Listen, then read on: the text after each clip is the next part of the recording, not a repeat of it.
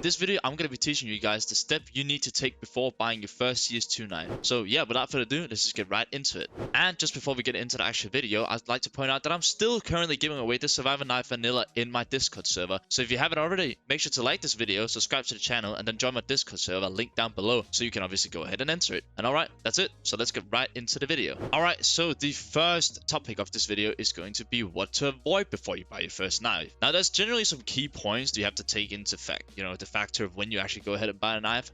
So let's just get right into it. And the first one is buying StatTrak knives. You don't want to buy StatTrak knives, and here's why. So as you can see, I've got this lovely Ceramic Vanilla right here in an inspect server. And as you can see, when you do inspect it, there is scratches on it. As you can see in the middle, right there is scratches on the knife, which you don't want. Back in the day, it was way more popular to have these scratches on the knife.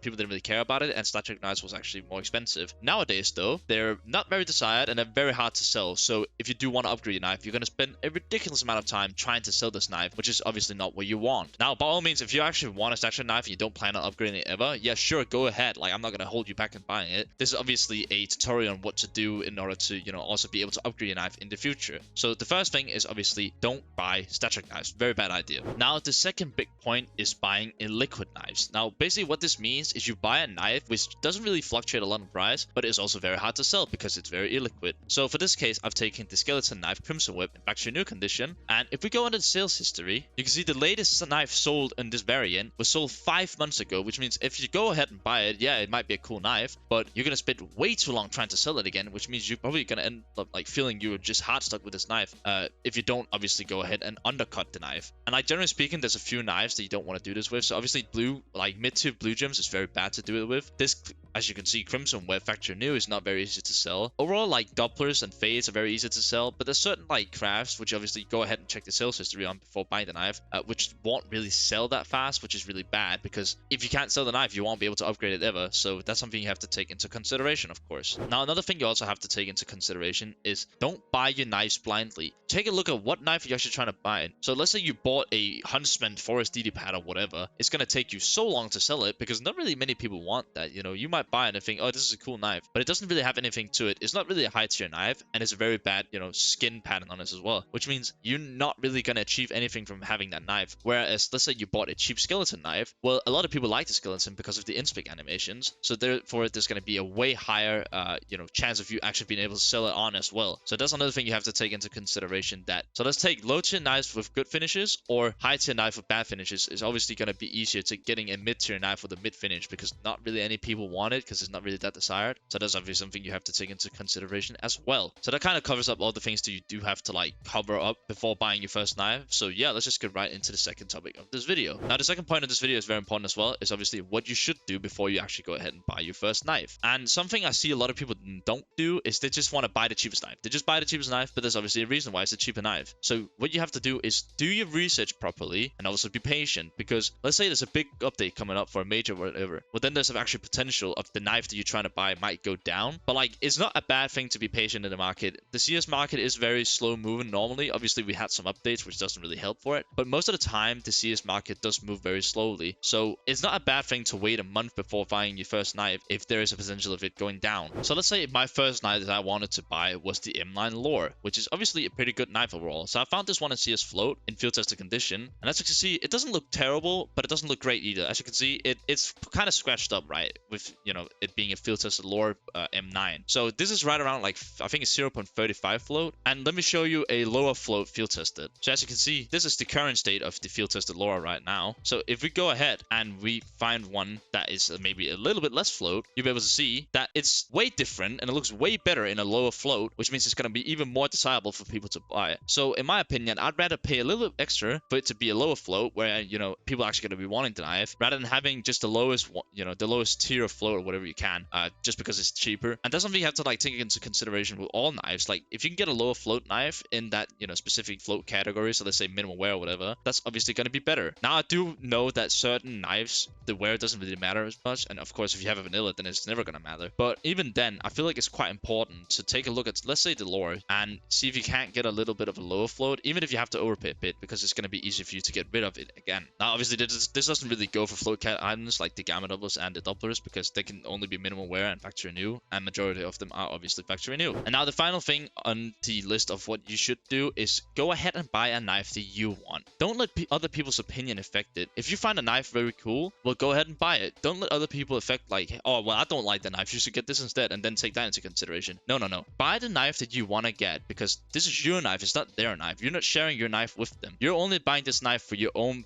you know, pleasure and benefit. So scrap everyone else's opinions, buy the knife that you want to get. Personally, that's what I did, and I'm very happy with it, obviously, and you're also going to be way more happy because you're not going to regret it then. Because I know a lot of you guys are probably going to be affected by your friends saying, well, I don't like that knife. Don't listen to them. Oh, hello there. But yeah, that is going to cover it for the second topic of this video, so let's just get right into topic number 3 of this video. Now, the third topic of this video is going to be where to buy, and it's actually quite important that you don't just buy on the first site that you know, because I know a majority of you guys are going to buy in the Steam market if you didn't know about this video, obviously, but don't do that, and I'm going to tell you why. So let's say you went onto Steam, right, and you want to buy a knife. Well, first of all, it's way more expensive on Steam market. It's way more expensive on Steam market, plus there's also 15% sales fee, which means you're going to lose money if you sell, plus you're spending more money to buy it on there. So take the Steam market, scrap that, we don't want that, get rid of Steam. Then you're going to be taking a look at these sites. So first of all, I'd recommend CS Float. Now, CS Float is a third-party market site, and there's only a 2% sales fee, so that's obviously, you know, 13% less than Steam it actually is, so that's pretty good overall. Plus, if you sell on CS Float, you obviously get float balance. You can also cash it out, which means you can go ahead and say, well, I got 100 quid now on CS Float, and I don't really want to get any more CS skins, but then you can just go cash it out. Like, you don't even have to, like, keep the balance, which is great. Whereas if you're on Steam, you're kind of forced to have that, or you spend it on games or whatever. You can't just go ahead and say, well, I want to cash out my money now. They don't have that option. Now, obviously, CS Float is a European marketplace,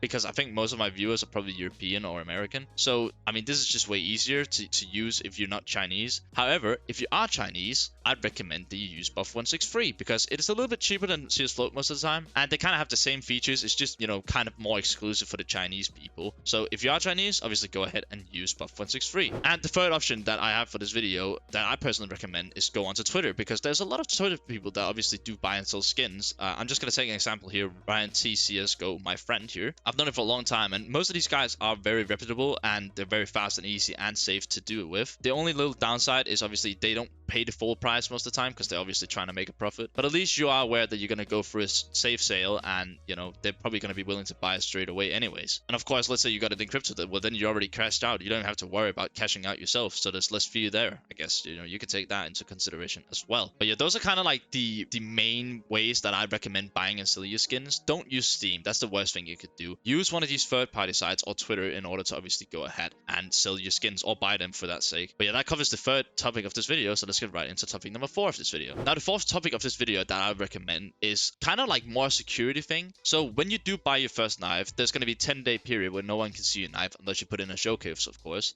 Once those 10 days are gone, people will be able to see that you have a knife. And what normally happens is you're going to see a lot of scammers, especially if you play the game. You're going to see a lot of scammers try to add you on Steam. So I'm on my Steam profile right here. I've got a couple knives, if you probably know. And if I go click pending invites, you can see I already have 5 pending invites from people that, I mean, let's say just one of these guys wants to text me. Well, he's going to be like, oh, can you click on this link for me? And then boom, he has your API key, which is really bad, of course. So ignore all the friend requests unless it's actually someone you know. Plus, there's also a lot of impersonators, so you got to be a little bit careful with who you add, obviously.